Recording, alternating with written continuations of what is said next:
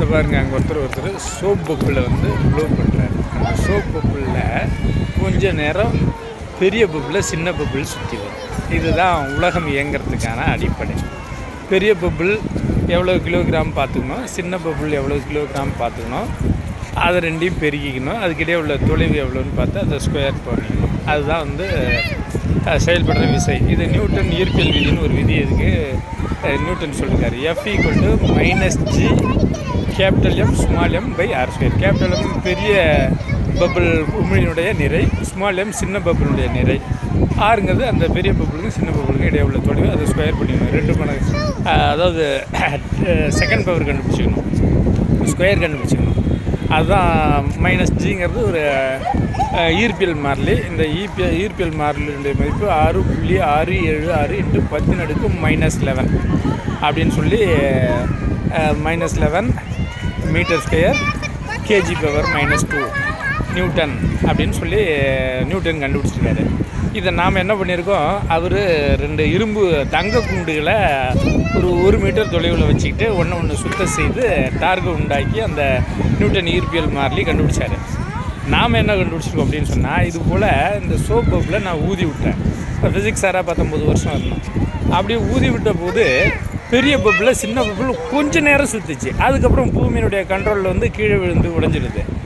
அதனால் நான் என்ன பண்ணேன், பெரிய பப்பிளுடைய ரேடியஸு, காற்றுடைய டென்சிட்டி, அடர்த்திலாம் நமக்கு தெரியும். அதனால் சின்ன பப்பிள் எவ்வளோ ரேடியஸ்னு ஸ்கேல் வச்சு லேபிள் அளந்துக்கிட்டேன். அதை வச்சுட்டு ஈர்ப்பியல் மாறிலி அவர் சாலிட் இதுக்கு தான், திண்ம பொருள்களுக்கு தான் கண்டுபிடிச்சிருக்காரு. நம்ம வாயுக்கு கண்டுபிடிச்சிருக்கோம். நியூட்டன் ஈர்ப்பியல் மாறிலி போன்று வாயு கோளத்திற்கு நான் மாறிலி கண்டுபிடிச்சிருக்கேன். அதுதான் நம்ம சிறப்பம்சம். இதை கண்டுபிடிச்சி பேட்டர்னில் பதிஞ்சு வச்சுருக்கோம். Gravitational constant for case planet அப்படின்னு சொல்லி ஈர்ப்பியல் மாறிலி வாயு கோளங்களுக்குன்னு.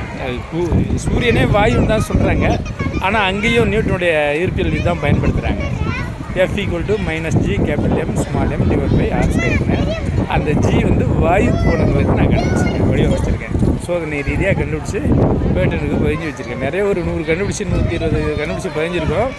அதில் இதுவும் புரியுதுங்களா. சின்ன பப்பில் பெரிய பப்பில் பெரிய பப்பில் சின்ன பப்பில் சுற்றும் நேரம்.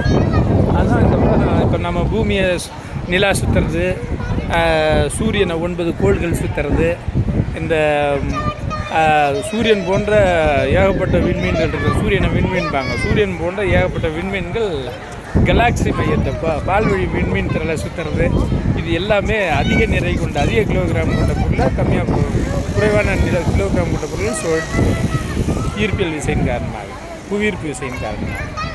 புரியுதுங்களா. இதுதான் வந்து நாம் இந்த பப்புள் ஊதரத்துலேருந்து சொல்ல வர்றது.